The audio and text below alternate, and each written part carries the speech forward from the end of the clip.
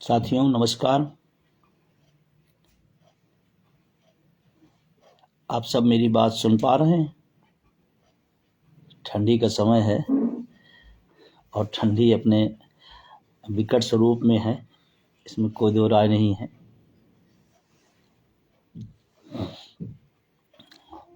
और आप सब भी काफ़ी समय से इंतज़ार कर रहे थे कि बातचीत हो। बहुत सारे साथी जुड़ रहे हैं और मैं सभी साथियों से चाहूँगा कि वो अधिक से अधिक संख्या में जुड़े और शेयर करें, जिससे ज़्यादातर साथियों तक बात पहुँचे। अपने साथियों को पर्सनल ग्रुपों पर लिंक को भेज दें, जिससे अधिक से अधिक साथी जुड़ सकें।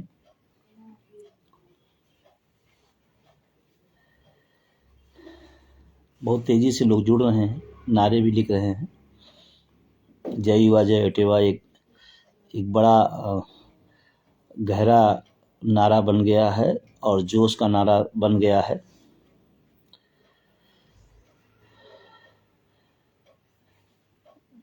लगातार लोग जुड़ते जा रहे हैं, देश भर के साथी।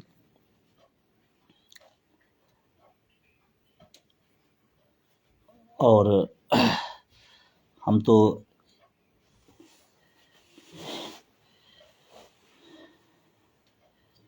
जी बिल्कुल जुड़ लें सभी लोग। तभी बात शुरू करता हूँ। 2 4 5 सेकंड 10 सेकंड के बाद अधिकतर साथी। चलिए बात शुरू करते हैं।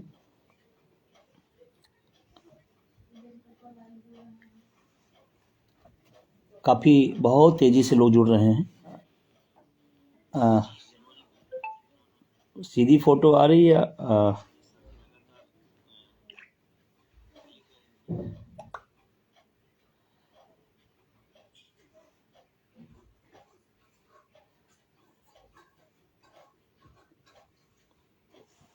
चलिए बात शुरू करते हैं। काफ़ी साथी आ चुके हैं।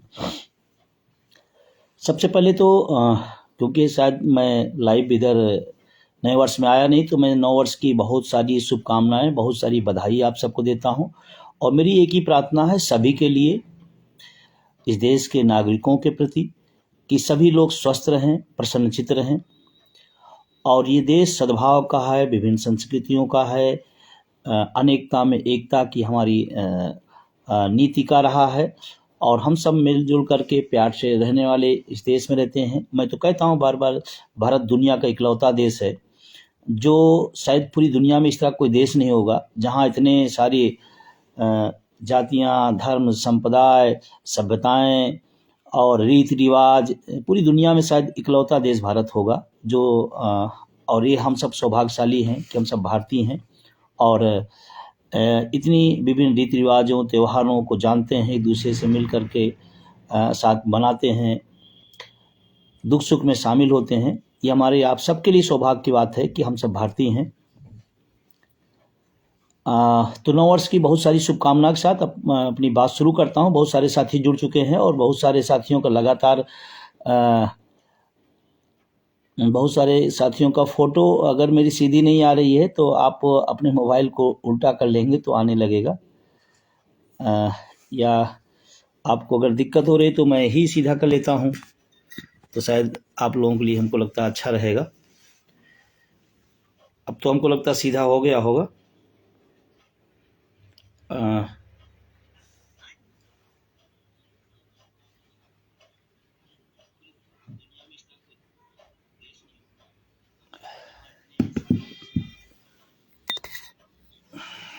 चलिए मैं सीधा कर लेता हूँ।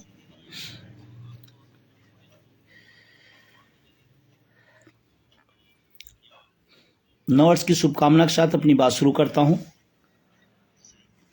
और मेरा मानना है कि जब भी कोई त्यौहार, कोई पर्व आता है तो शायद किसी संकल्प के लिए होता है। अभी हमने जल्दी ही 24 तारीख है और एक आज बड़ा डिसीजन आया, कर्पूरी ठाकुर साहब को भारत रत्न दिया गया। मैं सरकार को इसलिए बहुत बहुत बधाई देता हूँ।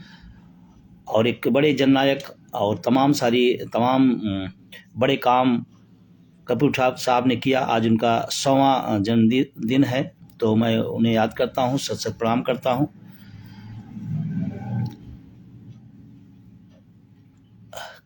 कल मतदाता दिवस भी है, राष्ट्रीय मतदाता दिवस।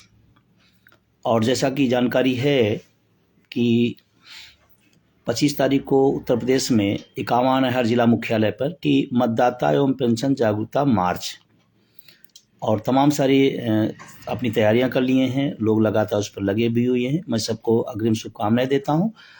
हम अपनी बात रखेंगे, हम अपनी बात कहेंगे, लेकिन ध्यान रखना है कि हम शिक्षित हैं, बुद्धिजीवी हैं, हमारे ऊपर जिम्मेदारी है, तो हम हर काम को कानून के दायरे में और संवाद करके, चाहे अपने लोग हों चाहे प्रशासन के लोग हों, उनसे संवाद स्थापित करते हुए चीज़ों को हम लोग बेहतर तरीके, शांतिपूर्ण तरीके से रखेंगे। मतदाता दिवस पर यह विषय इसलिए रखा गया कि हम मतदाता हैं और 25 जनवरी 1950 को निर्वाचन आयोग बनाया गया, और उसी के याद में हम सब मतदाता दिवस 25 जनवरी को मनाते हैं। सरकार की बहुत सारी योजनाएं इस पर रहती है, तमाम सारे जागरूकता कार्यक्रम होते हैं। हम तो कहते हैं कि इस कार्यक्रम को सबको, सरकार के साथ साथ हर व्यक्ति को, हर नागरिक को, हर मतदाता को इसको एक अपना त्यौहार मनाना चाहिए, क्योंकि वोट की ताकत ही है जो हमें तमाम सारे अधिकार, तमाम सारे हमारे जो जीवन के मूल्य होते हैं वो इसी वोट के दम पर मिलते हैं। तो हर व्यक्ति के लिए 25 जनवरी महत्वपूर्ण है। और हम तो कहते हैं कि जितने भी सरकार की योजनाएं हैं मतदाता जागरूकता अभियान के लिए, उसमें हमारे तमाम संगठन के साथी, चाहे टेवा के, नमो ओपीएस के तमाम सहयोगी संगठन उसमें भाग लेना चाहिए। उसको ज़्यादा ज़्यादा लोगों तक प्रमोट करना चाहिए, लोगों को बताना चाहिए कि मतदाता का मतलब क्या हुआ है। हम जब एक उंगली से वोट का निशान दबाते हैं तो 9 उंगलियों से हम सरकार से सवाल भी पूछ सकते हैं। एक उंगली की वोट से 9 उंगलियां हमें आज़ाद मिलती हैं कि हम अपने हक के लिए, अपने अधिकार के लिए बात पूछें, और पूछना चाहिए। ये संवैधानिक हक है हमारा। हाँ, ये बात परिस्थितियां थोड़ी सी भिन्न हुई हैं, और लोकतंत्र में असहमत को अगर हम शामिल नहीं करते हैं तो हमको लगता है कि ये लोकतंत्र की जो खूबसूरती है वो उसके साथ कुठाराघात है। लोकतंत्र का मतलब ही है कि सबका अपना विचार, अपना बात रखने का, अपनी आज़ादी है, और सरकार का विरोध देश का विरोध नहीं होता है। सरकार का विरोध हम इसलिए करते हैं कि हमने उनको चुना है, हम उनसे अपेक्षाएं रखते हैं, हम उनसे कुछ उम्मीदें रखते हैं। हम वोट किसी विधायक को बनाने को, किसी सांसद बनाने को किस लिए देते हैं कि हमारी शिक्षा, हमारी चिकित्सा, हमारी सामाजिक सुरक्षा, उसके लिए हम उन्हें वोट करते हैं।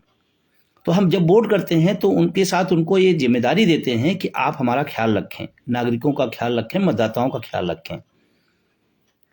इसलिए ये जरूरी है। और अभी एक बड़ा 22 जनवरी को हुआ। मैं तो सबसे कहता हूं कि जन के, मन के, गण के रग रग में हैं राम बसे हैं। और हाँ, लेकिन मैं इसी के साथ ही भी कहूँगा कि उन्होंने बहुत सारे नियम कानून स्थापित किए हैं, उस नियम कानून पर भी हम सबको चलना चाहिए। और हम तो समझते पूरी दुनिया में मर्यादा का इतना बड़ा उदाहरण ही नहीं है, तो हमें मर्यादा का भी ख्याल रखना है। और लोकतंत्र में मर्यादा का बहुत मतलब होता है।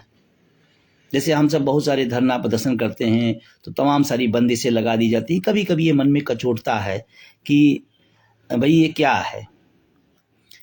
आप रैलियां करें, राजनीतिक दल लोग, राजनेता लोग, तो कोई दिक्कत नहीं है। कोई और लोग अपनी बात कहें तो हमको समझते हैं कि लोकतंत्र में ये एक शिथिलता होनी चाहिए कि मतदाता को, जनता को अपनी बात कह सकें।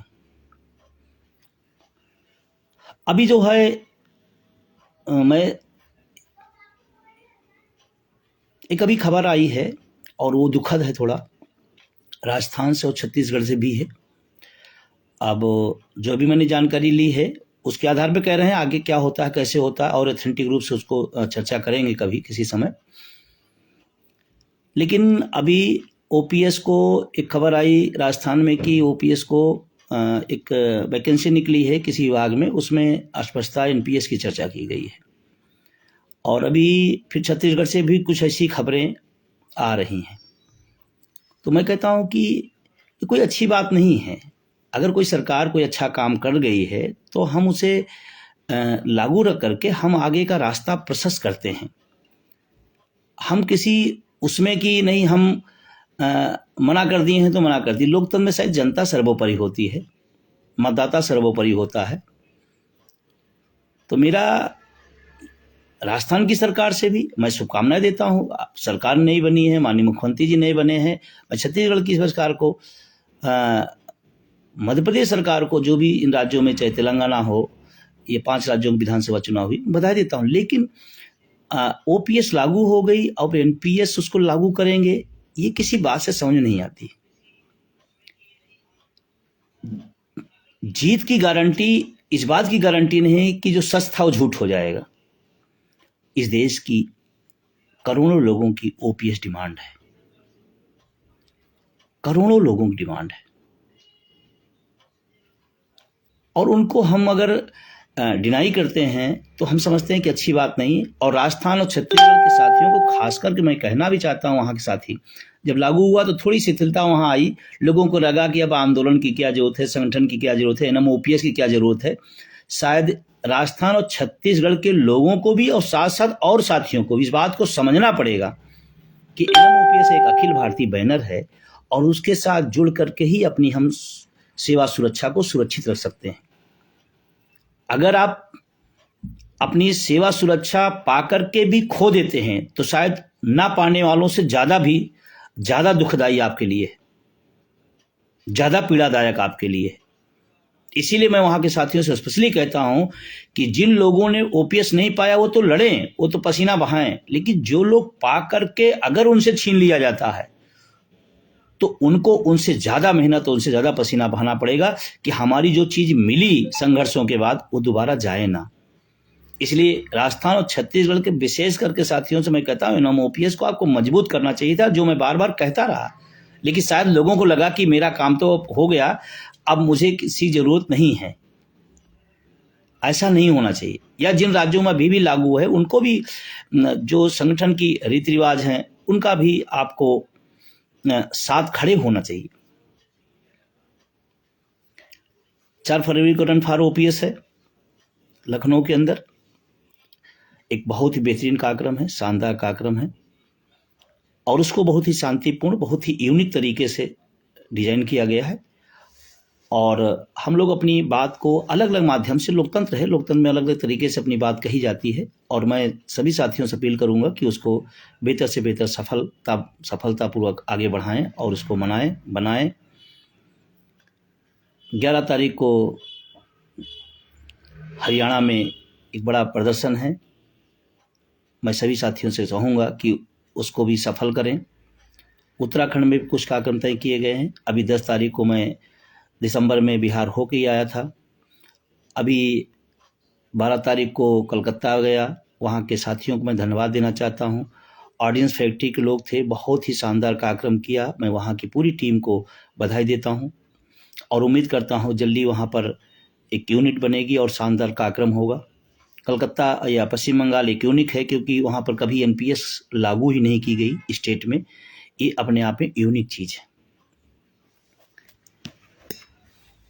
तो अब मैं थोड़ा सा जो 1-2 सीरियस बातें हैं उस पर बात करना चाहूँगा, जिसके लिए मैं आज स्पेशली आया हूँ, और उसकी शुरुआत मैं एक अच्छी खबर से देना चाहता हूँ। खबर ये है कि यह आंदोलन को थोड़ा सा शिक्षकों कर्मचारियों के दायरे से आगे बढ़ाना पड़ेगा। ऐसा और आंदोलन हमेशा हर चरण पे आकर के अलग अलग तरीके से अलग अलग रणनीतियों के तहत आगे बढ़ाया जाता है। और मुझे जो 1 अक्टूबर की रैली आप सबने सहयोग किया, जो आप सबने अपनी ताकत दिखाई, वो बेमिसाल थी। लेकिन मुझे लगता है कि थोड़ा सा इसका दायरा बढ़ाना पड़ेगा। आप लोग अपनी सहमति असहमति दे सकते हैं और आप निश्चित रूप से देना भी चाहिए। तो दायरे जब बढ़ेगा तो हमको लगता है कि हमारा जो मुद्दा है वो ज़्यादा नज़दीक होगा हल के।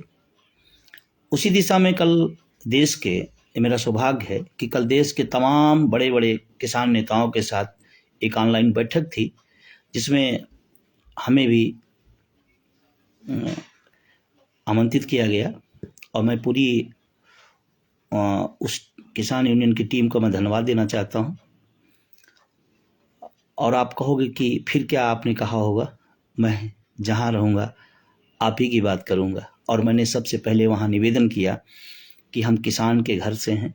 80% लोग किसान मजदूर घरों से नौकरियों में आते हैं, 90% या यूँ कहूँ निम्न और मध्य वर्ग का 100% नौकरियों की तलाश में होता है और वही नौकरी आता है।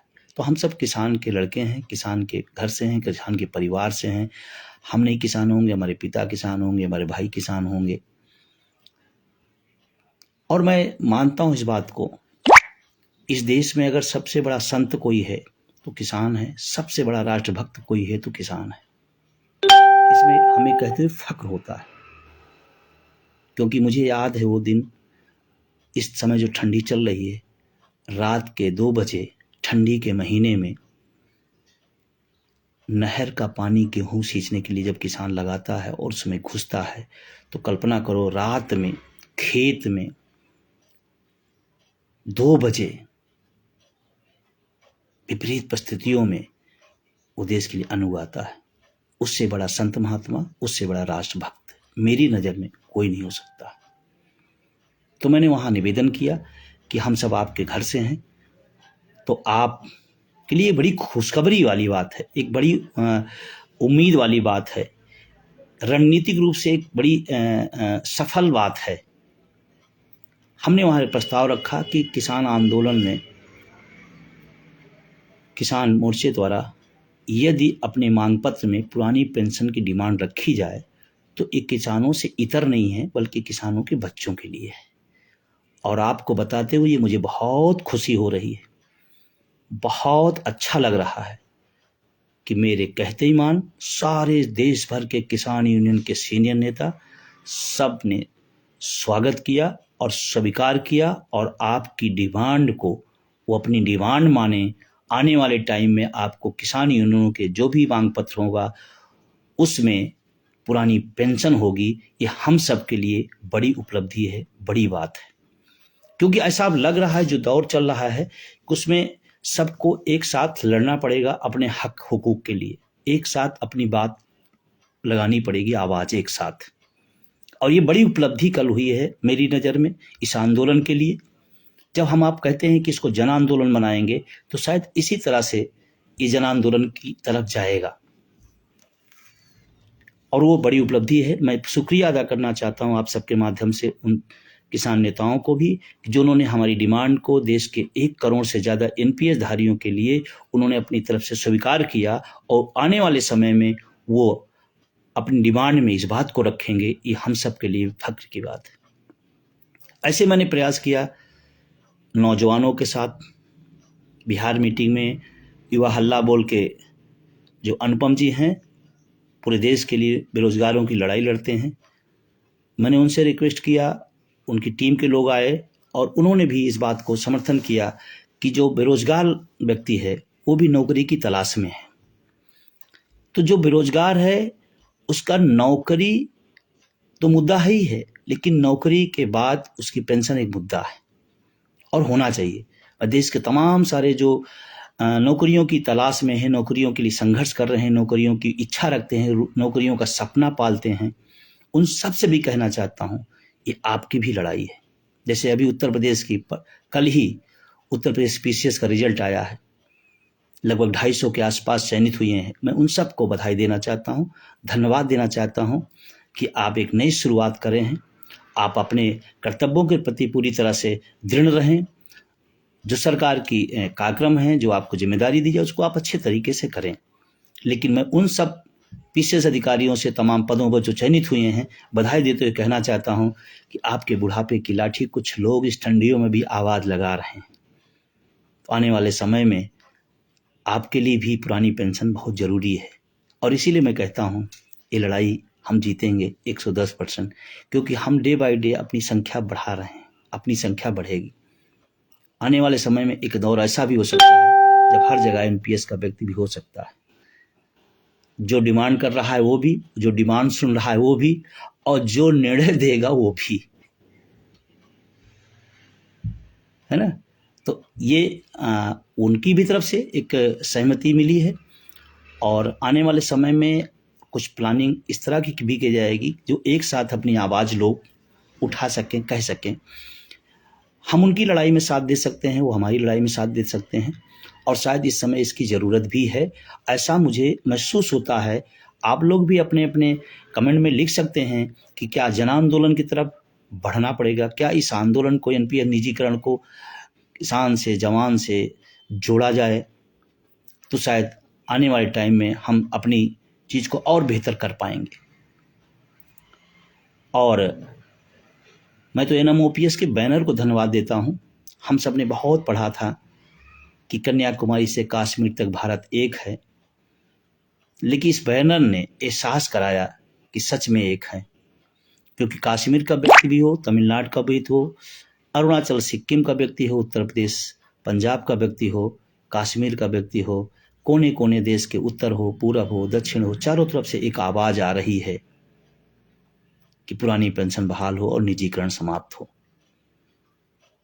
और हम सब अपना तरफ से पूरा प्रयास करते हैं, पूरा अपना सब कुछ देते हैं।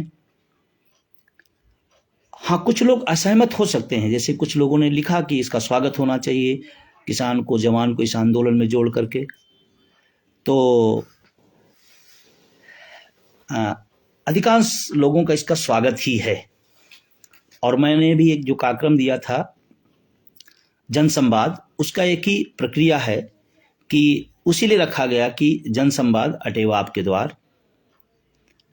तो उसमें था कि तमाम लोगों से संपर्क करें आप, तमाम लोगों से जुड़ें आप, उनको अपने मुद्दों से जोड़ें, उनको बताएं कि ये आंदोलन कितना जरूरी है हमारे लिए, आने वाली पीढ़ियों के लिए, कितना आवश्यक है इस आंदोलन का जीतना। लेकिन मैं आपसे कहना चाहता हूं कि आप सिर्फ सुने ना, उसको जमीन पर उतारें। क्या आप सब ये बात खुल करके अपने आसपास जो तमाम छोटे छोटे आंदोलन चल रहे हैं, तमाम सारी और लोग हकूक़ के लिए लड़ रहे हैं, उनको अपने साथ जोड़ेंगे, उनसे मिलेंगे, उनकी पीड़ा को भी सुनेंगे, अपनी बात को, अपने आंदोलन के बारे में उनको बताएंगे। शायद अगर सब लोग थोड़ा थोड़ा प्रयास करें कि चलो हम इस दिशा में 2 लोगों से मिलेंगे, 5 लोगों से मिलेंगे, या हम रोज़ 2 लोगों से मिलेंगे, 2 लोगों को इस आंदोलन में जोड़ेंगे, तो शायद ज़्यादा व्यापक हो जाएगा। यही तरीका है कि हम इस आंदोलन को जन आंदोलन रहें, और इस देश को इस समय बहुत ज़्यादा ज़रूरत महसूस हो रही है। ये मैं नहीं महसूस कर रहा हूँ, इस देश के तमाम सारे वो जो पीड़ित पक्ष हैं किसी न किसी वजह से, वो सब चाह रहे हैं कि नहीं, एक जन आंदोलन बनाया जाए। तो मैं सभी साथियों से कहना चाहता हूं कि आप भी अपनी भूमिका इसमें तय करिए, और इस एनएमओपीएस अटेवा या तमाम सहयोगी संगठनों को मजबूती देने के लिए आप अपना रोल अदा करिए। और मैं बार बार इस बात को कहता हूं कि जब सब जुड़ेंगे, जब सब मिलेंगे, जब सब मजबूती से आगे बढ़ेंगे, तो हम ज़्यादा तेज़ी से चीज़ों को आगे बढ़ा पाएंगे। इसके लिए सोशल मीडिया का एक बड़ा प्लेटफार्म है। मीडिया के साथियों की बहुत आलोचना इस देश के अंदर हो रही है, बहुत ज़्यादा हो रही है। मीडिया के साथियों को भी समझना चाहिए कि जन भावनाएं क्यों आपके खिलाफ चली जा रही हैं। शायद उनका मुद्दा उसमें नहीं दिख रहा है, शायद उनकी आवाज़ उसमें नहीं दिखा पा रहे हैं, शायद उनकी बात आप नहीं कह पा रहे हैं जो आपका काम है। लेकिन आलोचना मात्र से ही बात नहीं बन जाएगी। मैं तो कहता हूँ कि अगर वो नहीं दिखा रहे हैं तो आपके हाथ में एक मोबाइल सेट है छोटा सा, जिसके दम पर अपने सोशल मीडिया के तमाम प्लेटफॉर्म से आप अपनी बात कह सकते हैं, आगे बढ़ा सकते हैं। आपके हाथ में जब औजार है तो आप दूसरों से क्यों उम्मीद कर रहे हैं? आप पहल करिए। कितने साथी हैं जो 5 लाइन रोज लिखते हैं, कितने साथी हैं जो आंदोलन के बारे में बोलते हैं, जो कितने साथी हैं जो आंदोलन में लोगों को जोड़ते हैं। ये आपकी भी जिम्मेदारी है। मैं तो आज भी ये भी कहता हूं कि हम सबको जितने लेवल पे इस आंदोलन को ले जाना चाहिए नहीं हुआ। अभी जो पूरा देश का आंदोलन चल रहा है, मैं तो पूरे देश को देख रहा हूं, 5 से 7% लोगों की सक्रियता और जागरूकता का विषय है बस। 5 से 7%। मैं आज भी कह रहा हूं, इस आंदोलन में जिस दिन 20% लोग जाग जाएंगे, 20% लोग, 100% की बात नहीं कर रहा हूं, 20% लोग अगर जाग गए तो 100% रिजल्ट आ जाएगा। क्योंकि जिन लोगों को पेंशन चाहिए उनकी भी कहीं न कहीं निष्क्रियता है। इसको स्वीकार करने में हमें भी कोई नहीं है। हर आदमी चाहता है हमें पुरानी पेंशन मिले, लेकिन उससे योगदान के बारे में पूछ लिया जाए तो शायद नहीं। जैसे कल उत्तर प्रदेश में सभी जिला मुख्यालयों पर मतदाता एवं पेंशन जागरूकता मार्च रखा गया है। अब ये बात, कोई आपको निमंत्रण भेजेगा कि भाई जब आप आइए, कोई आपसे, ये आपकी लड़ाई है, आपका हक है, आपका हक छीना गया है, तो आपको तो खुद आना है, 4 को और लेके आना है। ये काम आपका है। कहीं भी कार्यक्रम चल रहा है, अभी 28 तारीख को बनारस में माननीय प्रधानमंत्री के संसदीय क्षेत्र में एनपीए निजीकरण भारत छोड़ो जन संवाद कार्यक्रम रखा गया है। तो अब वहां पर किसी को ये कहना चाहिए कि भाई जब 28 तारीख को आप बनारस आइए। अरे आपको आवाज लग गई, आपको सूचना मिल गई, आप उसको अपना प्लान करिए कि हम कैसे पहुंचेंगे, कितने लोगों को पहुंचेंगे लेकर के, और कितने लोगों तक ये मैसेज हम पहुंचाएंगे। यह आपका काम है। ये 5-7 लोगों के दम पर ये आप आंदोलन है। मैं बड़ी जिम्मेदारी से कह रहा हूं, जिस दिन इस आंदोलन में 20% लोगों की सक्रियता और सहभागिता उस लेवल तक हो जाएगी तो आप आश्चर्यजनक परिणाम पाएंगे। और हार नहीं मानना है। इस दुनिया में वो तमाम चीजें हुई जो कभी उम्मीद नहीं लोग करते थे, वो भी हुआ है, ये भी होगा। उस लेवल तक चलना होगा, उस लेवल तक लड़ना होगा, उस लेवल तक आवाज लगाए रखना पड़ेगा।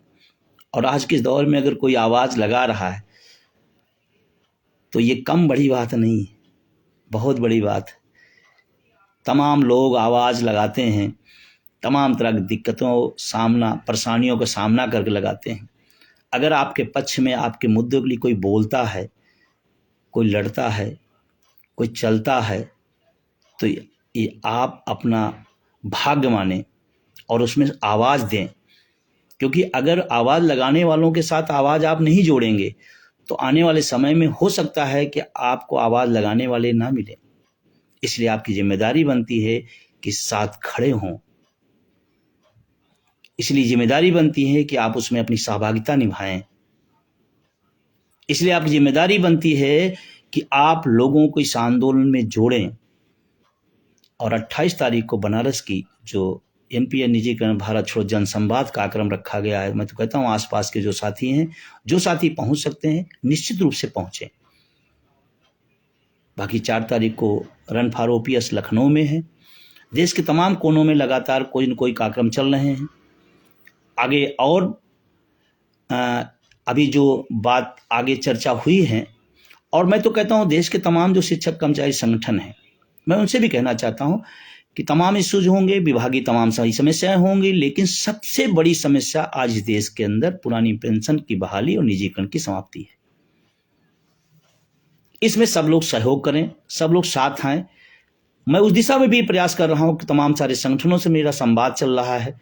मैं जल्दी ही तमाम सारे संगठन जो इस दिशा में प्रयास कर रहे हैं, मैं उनसे भी संवाद करूंगा और कोशिश करूंगा कि इस देश में कुछ निर्णायक स्थिति पे इस आंदोलन को ले जाएं। और लोग, उम्मीद करता हूं कि सब साथ होंगे, तैयार भी होंगे, क्योंकि इस लड़ाई को जीतना बहुत जरूरी है। जब मैं निजीकरण की बात करता हूं तो हमारे तमाम सारे सरकारी कर्मचारी साथी कहते हैं ये बात क्यों कहते हैं।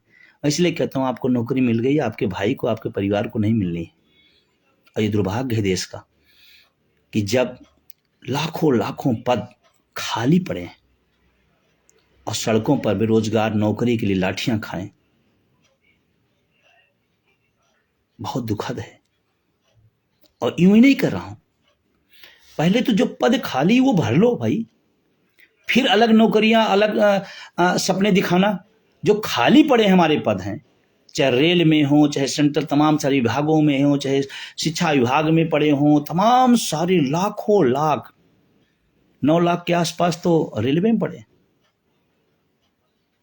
इस देश के अंदर 20 लाख नौकरियां पड़ी हुई हैं खाली, पहले उसको भरिए, फिर अलग अलग सपने दिखाइए कि हम तो क्रिएट करेंगे नौकरी। अरे क्रिएट करेंगे क्या नौकरी?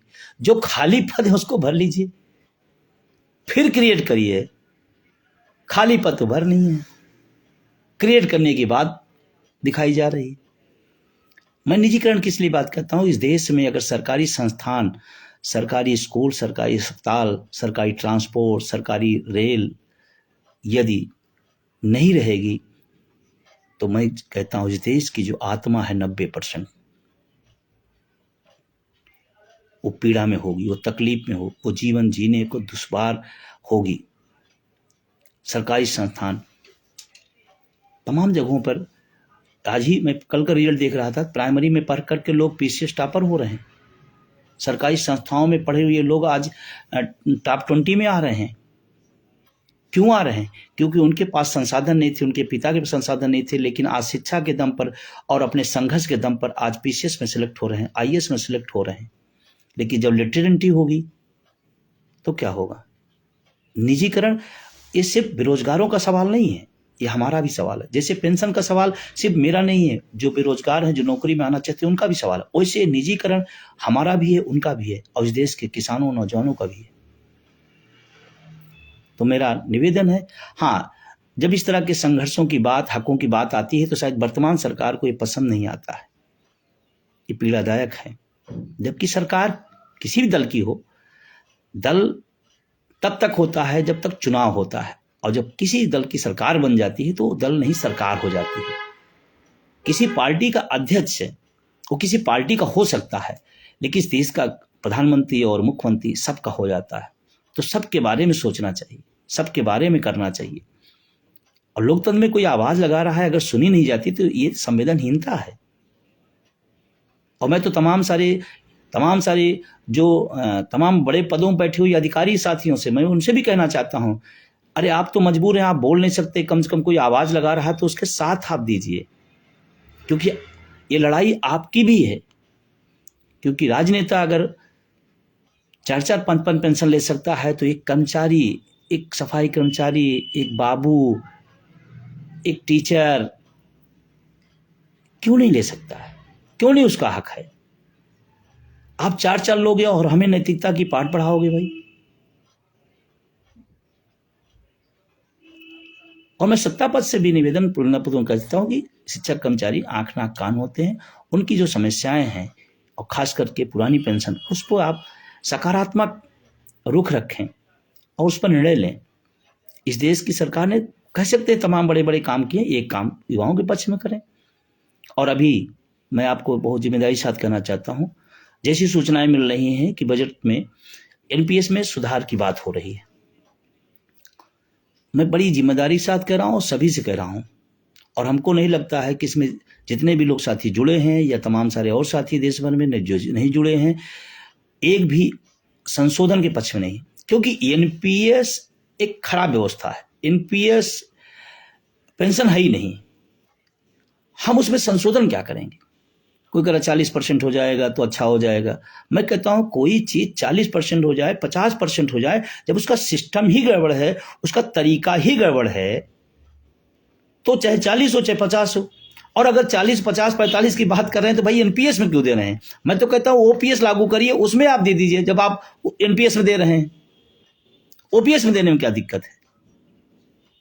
इसका मतलब कि कहीं ना कहीं आपको परेशानी हो रही है, तो संशोधन नहीं चाहिए। और अभी बजट सत्र में ऐसा उम्मीद लगा, लोग शंका व्यक्त कर रहे हैं कि संशोधन पे आएंगे, और हम पूरी जिम्मेदारी साथ कर रहे हैं कि हम संशोधन नहीं, हमें हूबहू पुरानी पेंशन चाहिए। संशोधन नहीं स्वीकार होगा, ये बात बिल्कुल सत्ता में बैठे हुए लोग जान लें। आप आवाज़ दबा सकते हैं, विजय बंधु पर कार्रवाई कर सकते हैं, तमाम सारे साथियों पर कार्रवाई कर सकते हैं, लेकिन मैंने आप सब भी सुना होगा, जाना होगा, विचार नहीं मरते हैं। किसी को बंद किया जा सकता है, किसी को परेशान किया जा सकता है, लेकिन आवाज़ जो निकल चुकी होती है वो रुकती नहीं है। इसलिए हम संशोधन के बिल्कुल पक्ष में नहीं है, ना हमारी टीम के लोग हैं, ना हमारे साथी लोग हैं। इसलिए मैं वित्त मंत्री जी से भी निवेदन करता हूं, माननीय प्रधानमंत्री जी से विनम्रतापूर्वक निवेदन करता हूं कि आप तमाम बड़े बड़े फैसले लिए हैं, एक फैसला नौजवानों के पक्ष में लीजिए, एक फैसला लीजिए। और पैसे की जब रोना होता है तो मैं बिल्कुल इसको नहीं मानता हूं, पैसे की कोई कमी नहीं, नीति का सवाल है, पैसे की कोई दिक्कत नहीं। अगर नहीं होता तो इसी देश में तमाम सारे पैसे कहाँ पर लगाए जा रहे हैं, कैसे लगाए जा रहे हैं, कहाँ हो रहा है, सबको जनता है देख रही है। इसलिए मेरा निवेदन है कि एक फैसला ओपीएस के पक्ष में करें, और अगर संशोधन होगा तो निश्चित रूप उसका तगड़ा विरोध होगा, इस देश के अंदर होगा। और हमें 2004 वाली गलती, संशोधन पर संतुष्ट नहीं हो जाना है। और मैं बताना चाहता हूं, तमाम लोग हो सकता है परोकारी में भी आ जाएं कि संशोधन से बहुत अच्छा हो गया। जब संशोधन से बहुत अच्छा हो गया तो फिर उसी को दे दीजिए, फिर उसी को दीजिए। जब इसको अच्छा कर रहे हैं तो उसी को कर दीजिए एक बार, रोज रोज का झंझट ही खत्म हो जाए। तो संशोधन नहीं, हूबहू पुरानी पेंशन चाहिए। और अलर्ट रहना, तैयार रहना तमाम सारे लोग। एक चीज और मैं थोड़ा सा कहना चाहता हूं कि आपके विपक्ष में तमाम सारे लोग तर्क दे सकते हैं, बड़े बड़े अर्थशास्त्री आ सकते हैं, बड़े बड़े सेलिब्रिटी हो सकते हैं। मैं सेलिब्रिटियों को अच्छी तरीके जानता हूं, उनसे कई गुना, उन सेलिब्रिटियों से, देश के तमाम बड़े बड़े तमाम क्षेत्रों में सेलिब्रिटी हैं, उनसे कई गुना राष्ट्रभक्त हमारा सफाई, ग्रामीण सफाई कर्मचारी है। उनसे बड़ा देशभक्त, उनसे बड़ा देशभक्त है। तर्क देने आ सकते हैं। इस देश के लिए आन मान शान जो हमारा सैनिक बल है, उसको एनपीएस में संशोधन की बात आप सिखाने आएंगे, ऐसी तैयारी है, लोग आएंगे। और आपको लगेगा अगर ये कह रहे हैं तो उनका कोई वास्ता नहीं है एनपीएस ओपीएस से, उनका वास्ता कुछ और है, उनका शास्त्र कुछ और है। तो सेलिब्रिटियों के भी समझाने पर समझना नहीं है, ये तैयारी हो सकती है। ये बात आप आगाह करिए, मैं जो कह रहा हूं कि बड़े बड़े शास्त्री आ सकते हैं, बड़े बड़े समाज सुधारक आ सकते हैं, बड़े बड़े सेलिब्रिटी आ सकते हैं, ये कहने की एनपीएस बहुत अच्छा है, ये बहुत अच्छा हो गया। ध्यान रखना, उनके अपने अर्थशास्त्र हैं, उसके लिए वो आपके खिलाफ बोलने को तैयार हैं।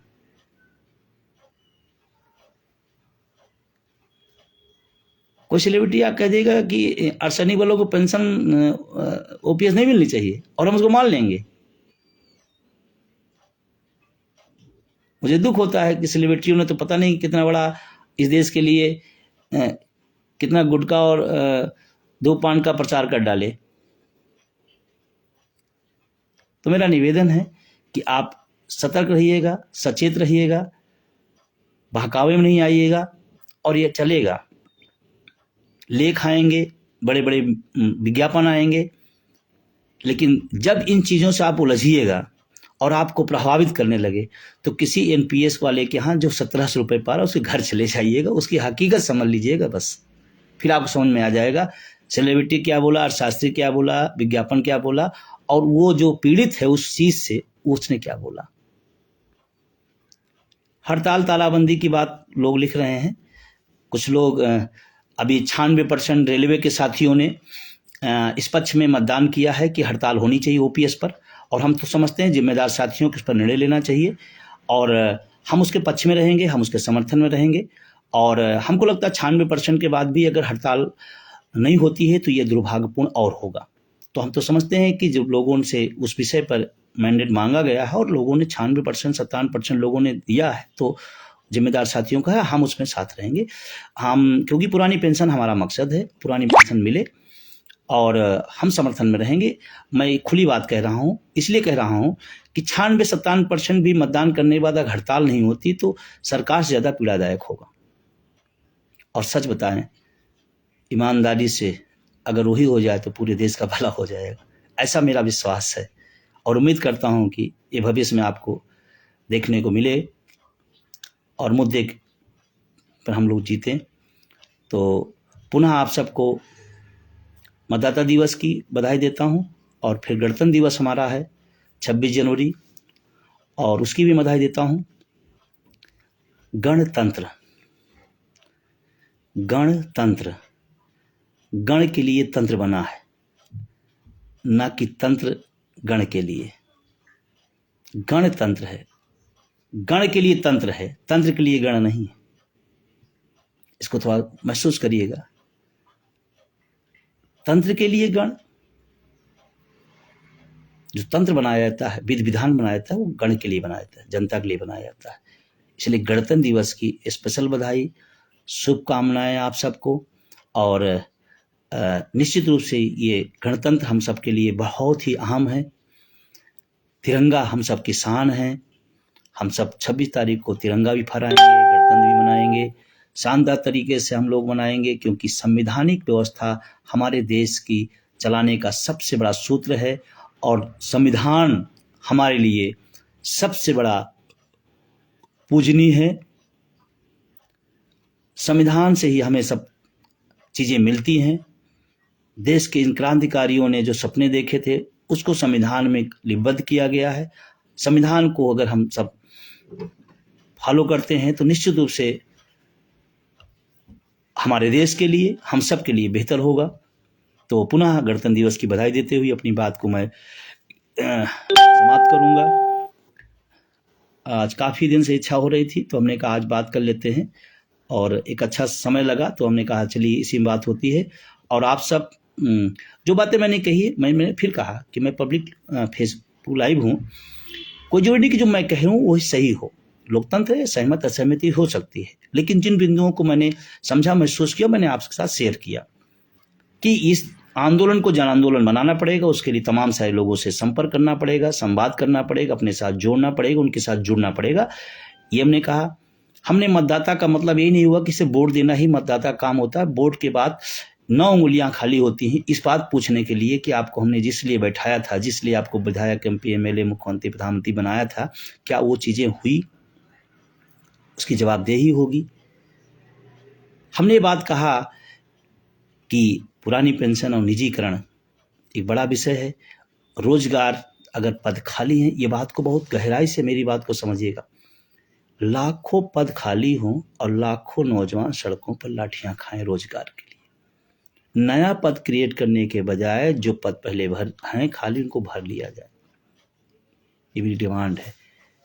अब इसमें चाहे आप मेरी होशियारी भी समझिए, क्योंकि अगर उतने लाख पद खाली हैं, भर गए, तो ये आंदोलन और अच्छा होगा। और शायद इसीलिए सरकार ने अपना दिमाग लगाया कि अब पीछे से ही चीजों को ब्रेक कर दिया जाए। आप सबने सुना, तमाम सारे साथियों ने कमेंट किया, तमाम सारे साथी लगातार शेयर कर रहे हैं। मैं उन सबको भी स्पेशली शुक्रिया दूंगा, अपने ITSL के साथियों को, अपने तमाम उन साथियों को जो हमारी बात को आप अपने तक ले गए या और लोगों तक शेयर करेंगे और लोगों तक पहुंचाएंगे, क्योंकि बात संवाद होना चाहिए। संवाद ही लोकतंत्र का सबसे बड़ा अस्त्र है। घर में भी संवाद हो, समाज में भी संवाद हो, प्रदेश और देश में भी संवाद हो, ये सबसे बड़ा अस्त्र है। तो इसको आप बढ़ाएं, आगे ले चलें, और फिर हम लोग जुड़ेंगे, कभी फिर बात करेंगे जब कभी विषय होता है। और मैं राजस्थान और छत्तीसगढ़ के साथियों के स्पेशली एक संकेत दिया हूँ कि आप अपनी ऊर्जा अपने पाए हुए अधिकार के लिए लगाइए, घर में सोइए नहीं।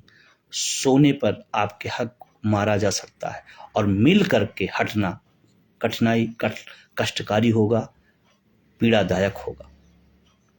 इसीलिए NMOPS को मजबूत करिए, NMOPS को आगे बढ़ाइए, NMOPS के साथ जुड़िए और जुड़े और जोड़ें।